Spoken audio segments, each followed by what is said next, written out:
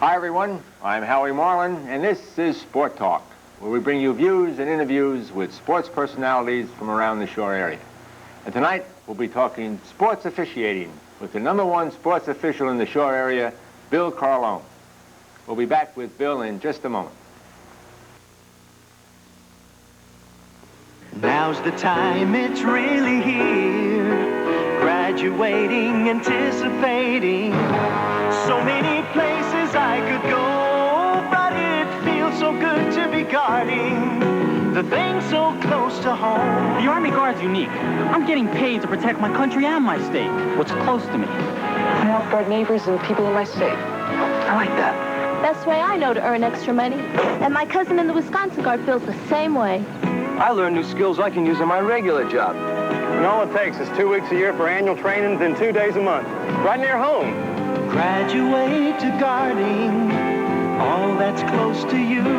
Guarding your country, state, and neighbors, and guarding your future too.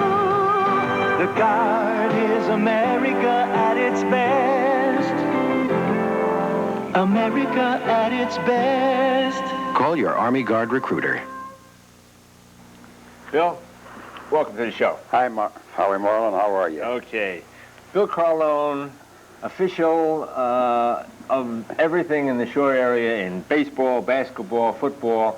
I guess it's a combined total of about 100 years or so of officiating. Doesn't seem like that long, but I guess if you put it back to back, you've been there or around there that many times. Sometimes I feel it, physically, sometimes mentally, but all in all, it's been great.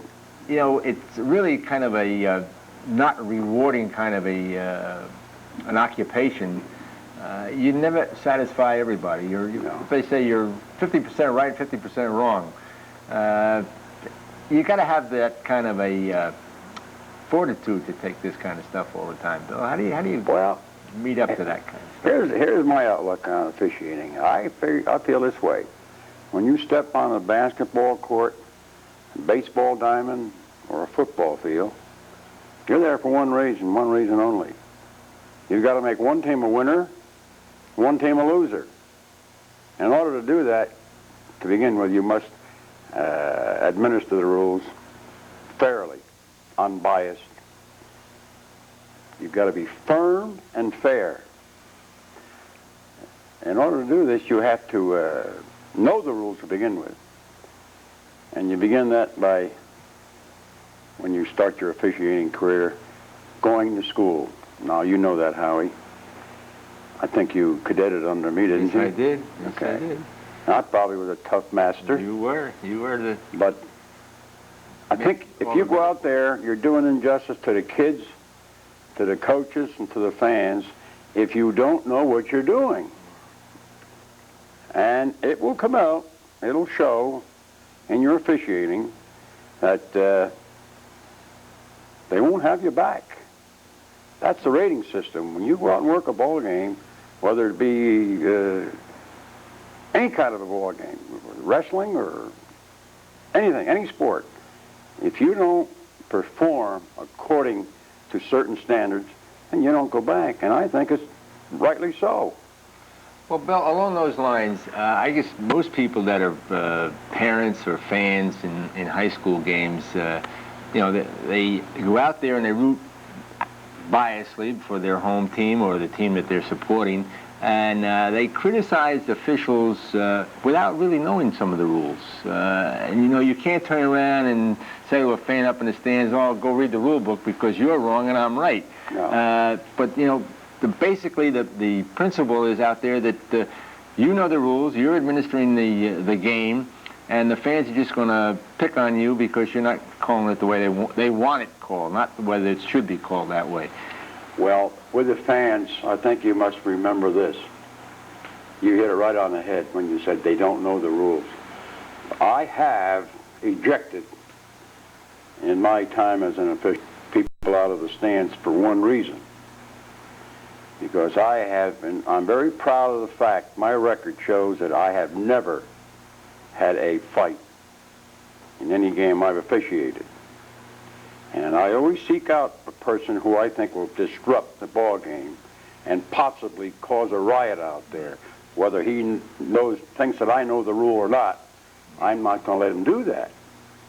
Because when a principal or a superintendent of a school hires you, and they hire you, a lot of people don't know this. They think the athletic director hires you. But the principal and the superintendent of any high school is responsible for the conduct during an athletic event. And I would think it would behoove any one of them to say that that gentleman or that lady out there is not doing the job if they hire them. You see, it would reflect back on their ability to hire people. So I think on the most part, they try to hire the most competent official they can. There are times when it's not what you know, it's who you know. Right. You see, maybe Johnny Jones was a roommate of mine in college. I've got to give him a shot. So that's how he gets in. But if Johnny Jones doesn't perform, I don't care if it was my son or my brother, he won't come back. And that's just how simple it is. Well, the thing is, again, in high school is what they call the preferred list and the not preferred list. It's sort of, you can almost be blackballed for not working in school for some reason or other. A lot of times it is for the competence or incompetence of an official. And a lot of times it can be because an athletic director or a principal just doesn't have a personal like or dislike for you. And this can run into a lot of problems. A lot of people don't understand that the athletic director has the choice of officials, and as well as the coaches. Basically, though, it's not the point of whether he'll give you the call or won't give you the call. It's whether that official is competent to work the game. Is where I found that most of the coaches wanted somebody to work the game that was really up on the rules, knew how to call a game, knew how to control the game. Right. Well, what I tell them before I start a game, I usually, in fact, when I used to work a lot of baskets with my dear friend who just passed away, Bill Kunkel, we'd go out there. We wouldn't go out there and have a clinic out there in the court, pre-game, give you pre-game instructions to the captain, say you're blue and you're white, let's play basketball,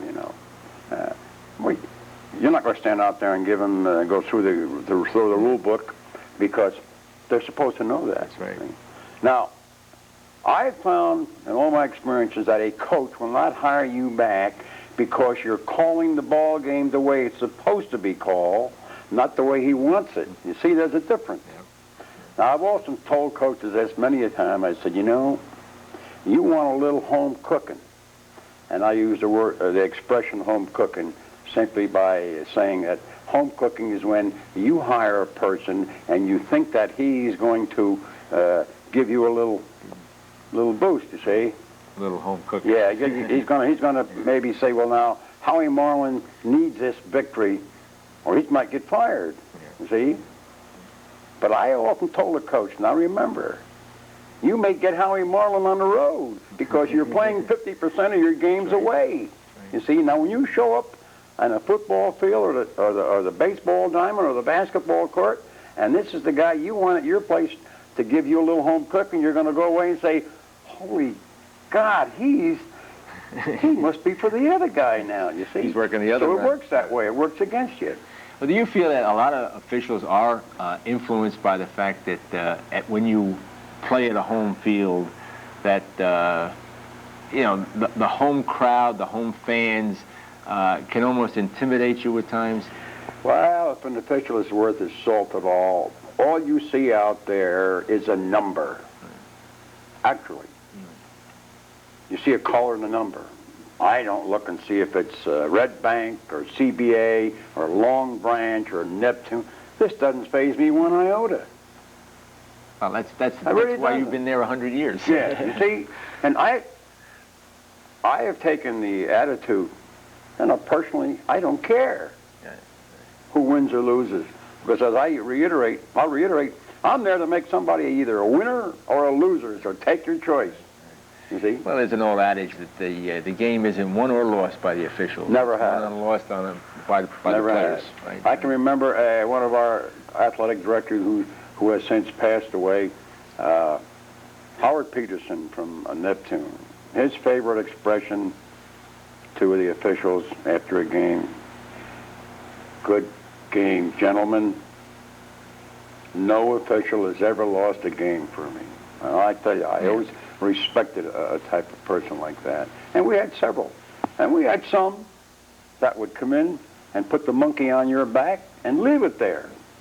When I say monkey on your back, you lost a game for him. Why would my comeback would be in baseball? I didn't get a base hit. I didn't throw the wrong base. I didn't pitch a curveball right down the gut and have the guy jack it out for 4. So all I did was try to administer rules as I saw them, the way they are, not the way you wanted them, you see. And that's of the way course, on every sport, the official always has the judgment call as far as he's concerned. That's his call. Now, interpretation of a rule, well, that if you know your rules, you won't make make the error. But if you don't know the rules and you do interpret the wrong way, then you leave yourself open. I can tell you one about interpretation of a rule. Well, I had a baseball game one afternoon, and I always respected this gentleman. He's since passed away. You probably know him, Arnie Truex, in Middletown. Now, Arnie Truex was a past master at getting on an official, but he was fair. Never abused you vocally by abusive language. I never heard the man utter a cuss word all the time I knew him.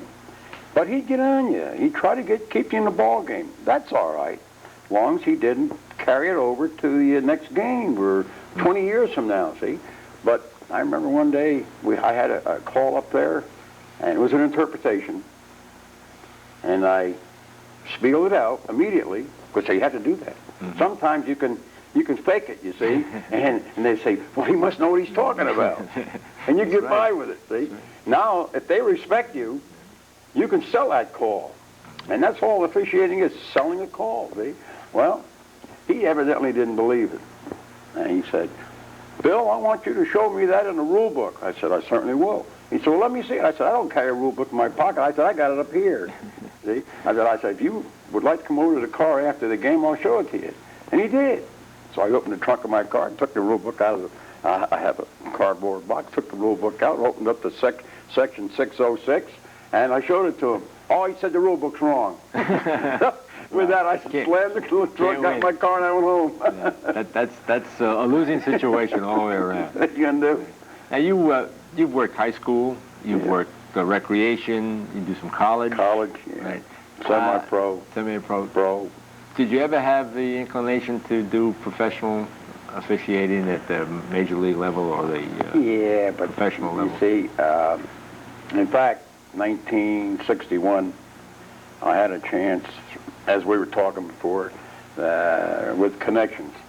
I had a chance, if I wanted it, to go to Florida, and I think the chances were about 95% that I would make the National League. Of course, I don't mean immediately. I had to go through the minor system, leagues, right. but I had someone that was going to help me and really push me. But at the time, I had 3 small children, and my wife took a very dim view of that, plus the fact there was no money in it at the time. Now today, they're doing very nicely. Their pay scale has increased.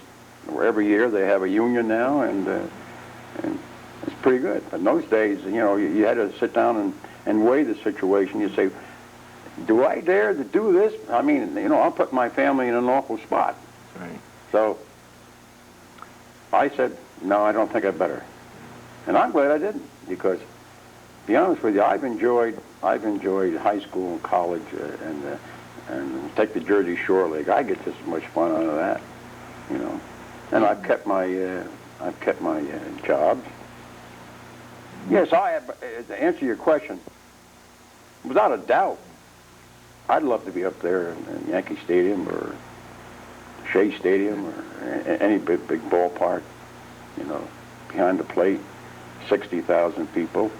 Yeah, it's got to be flying instead of driving your own car, and on a per diem of $87, $100 a day, And starting out today, I think it's something like 32,000, something like that. I may be wrong, but they're way up in there. He's first class because, as you know, I traveled quite a bit with Bill. Yeah, you were very close to Bill Kunkel, yeah, right? I traveled quite a bit with him, and I tell you, they live first class. Mm-hmm. And the only thing I wouldn't like about it would be the loneliness of it.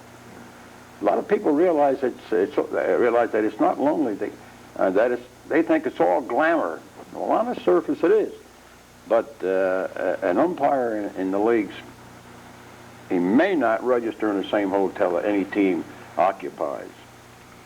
He may not, well, I shouldn't say he may not, he should not go to any restaurants. Yeah, you see? There's always that fear of somebody scandal, right? Somebody trying to get something, to him, right? See? And I think it's a good idea. I think it's a good idea. Yeah, it is a lonely thing. You've got to, although baseball, I guess, is a little different. You travel with a team, with a more crew. or less, crew. Basketball, it's a little different. You're on your own. You're on your own. You just have to go one room. I remember that a couple of years that Bill Kunkel worked both baseball and basketball. Yeah. He was gone 12 months of the year. Yeah, he just bought a couple of wash and wear suits and threw a couple of changes on underwear, and away he'd go up to the West Coast. He said, "I'll see you next week," and he'd come back and the little bag he never carried anything, it was great. Well, he was one of the few former players that became umpires, isn't it? Yeah, yeah. It was a story in itself how he did that. He was let go by Toronto, 1964, and he was living down the shore. And of course, he was in basketball. Mm-hmm. And he came over to my home one night and he said, "Bill, I'm going to Fort Lauderdale. I'm going to start working in the Florida State League." Well, I thought maybe he had a job as manager. He said, no. He said, "I don't want to be a manager." He said, "Managers don't last too long." I said, "What are you going to do?" Maybe I thought maybe a general manager. He said, "No, I'm going to be an umpire." I said, "You an umpire?" Had never worked a game. He worked his first game he ever worked was at Red Bank Catholic High School with me. He worked third base. We had 3 umpires that day. Now, he was going to report to the Florida State League the following week. But you must remember, Howard, he had been in baseball 15, 20 years. Mm-hmm. So he wasn't without some experience, you see. He had watched umpires, and he picked on a lot of pitching, and he knew how to handle himself. Yeah, but you still have to sit down and read that and interpret those rules and apply them, right? Yes, you do. And they used to call him later on Mr. Rules. He did. He knew the rules. He could coach you the rules almost verbatim out of everything. everything. He knew the rules. We used to sit in either his home or my home, or maybe someplace where we'd have a Coke together. Mm-hmm. And we'd sit there and discuss plays, Or he'd call me from California. Now, there's 3 hours difference. Mm. And he'd say, "Hi, pal, how you doing?" I said, "Bill, it's 4 o'clock in the morning. I got to ask you a play. Did you see the game?" And I said, "No, I don't. I can't get the game on from here, Well, I had a play tonight. I want to know what you thought of it. And first thing you know, we were discussing the play. And maybe it lasted until 6 o'clock in the morning. Wow. He used to do that. He used to do that pretty regular, call me. But, now, in umpiring baseball and basketball and football, there is a big difference in the levels that you work the games. And the rules change from level to level. In other words, from recreation to Little League to softball to baseball to high school and even into college. Mm-hmm. That kind of gets confusing. Do you ever find yourself thinking one game and playing refereeing in another? I have found myself calling not calling a play, but interpreting a rule, and found out that I had applied the wrong rule to the wrong classification. Now, you see, I've never worked Little League, but I think I worked maybe 2 or 3 games of Babe Ruth, but mostly, even in freshman. And I'll tell you, Howard, the easiest game to work is the higher classification. I've had major league umpires tell me, say, "Bill, how do you work that 2-man system? If I had to go back to that, I'd quit."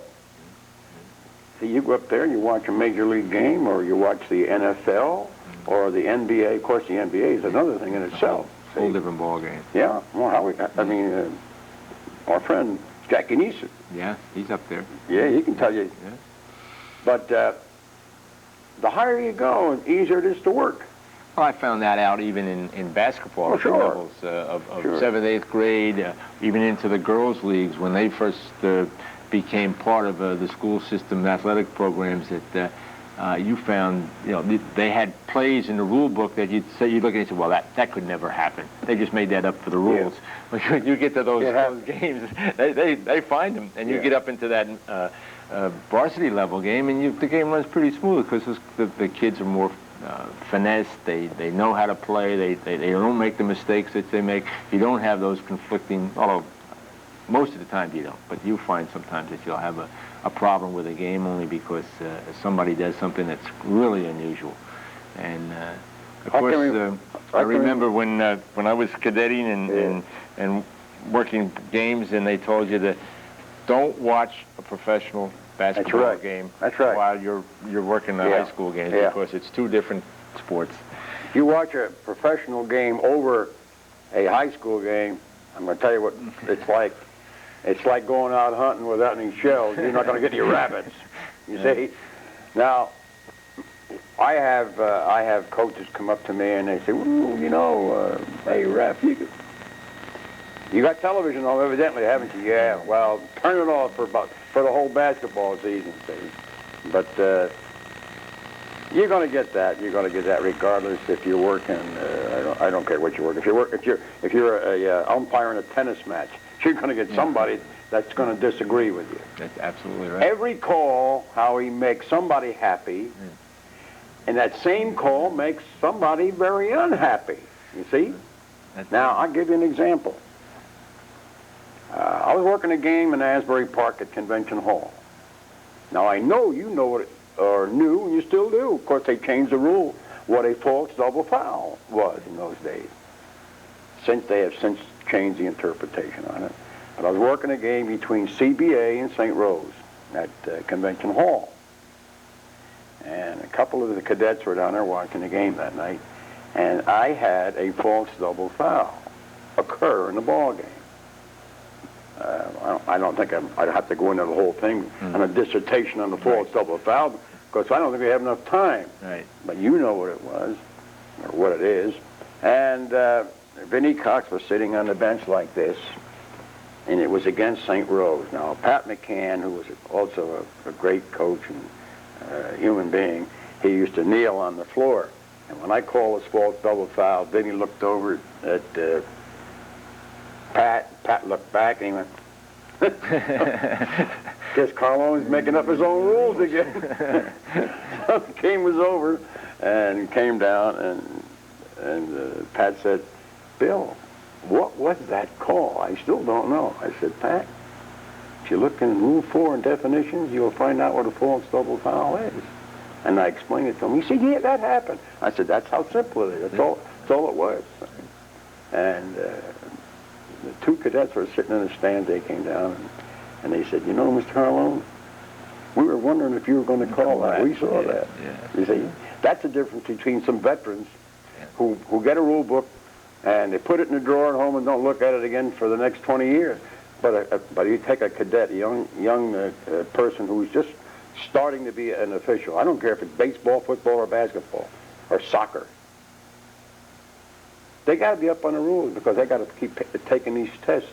Sure. They've got to be scrutinized. They've got to be watched. You see, that's the difference. Well, they have that every year now, right? Oh, sure. Because they interpret the rules differently. They change the rules. Exactly. That's another thing, Bill. In years, as the game never really changes, but the rules do. Yeah.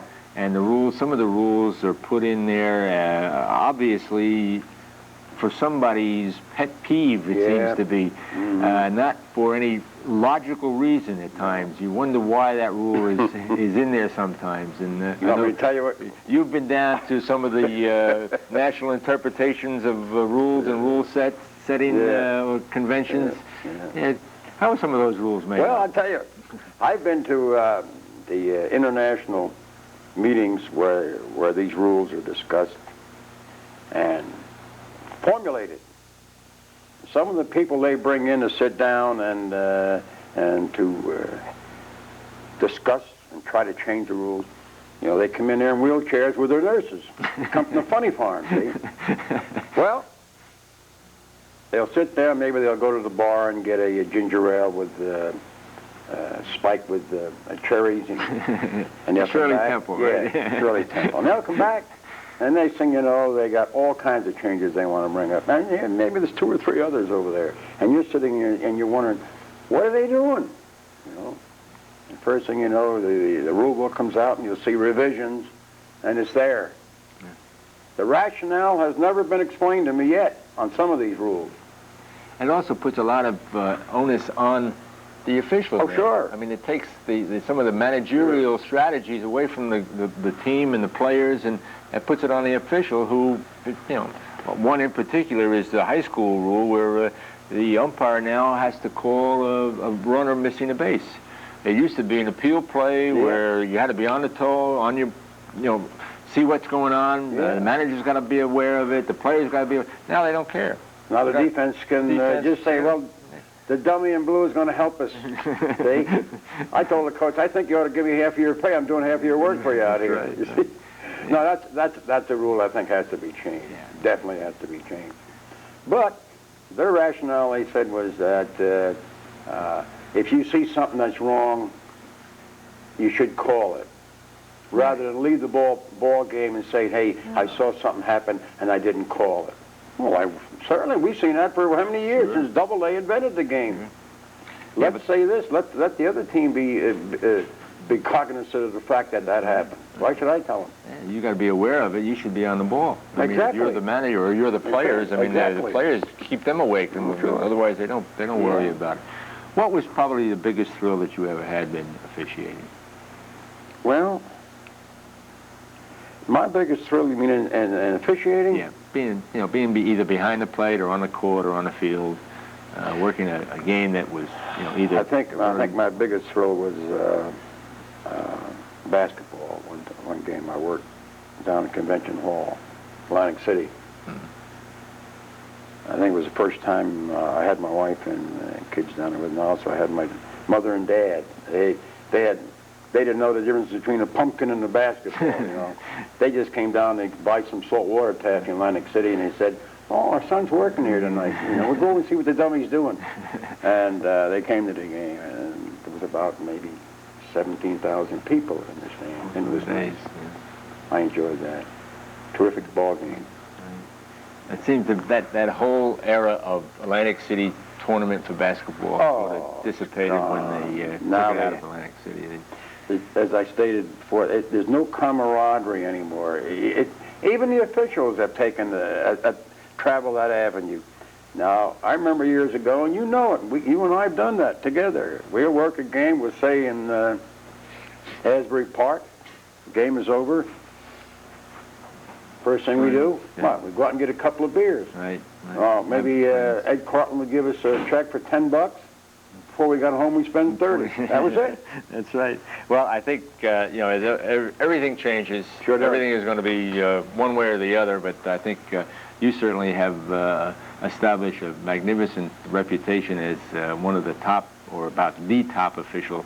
Whether they like you or they don't like you, they certainly respect you. And we do, too. And, Bill, it's a pleasure having you on the show. And Thank you, Howie. I have to get you back again to give us some more old-time stories about basketball and football and baseball. And good luck in the future. I'll come back for my 70th year. The rate you're going, you're going to make it, right? Well, that's about all for Sport Talk tonight. We've been talking with Bill Carlone, the top official in the shore area. And until we'll be talking sports again on Sport Talk, this is Howie Marlin saying so long, and stay tuned for Racing from Monmouth Park.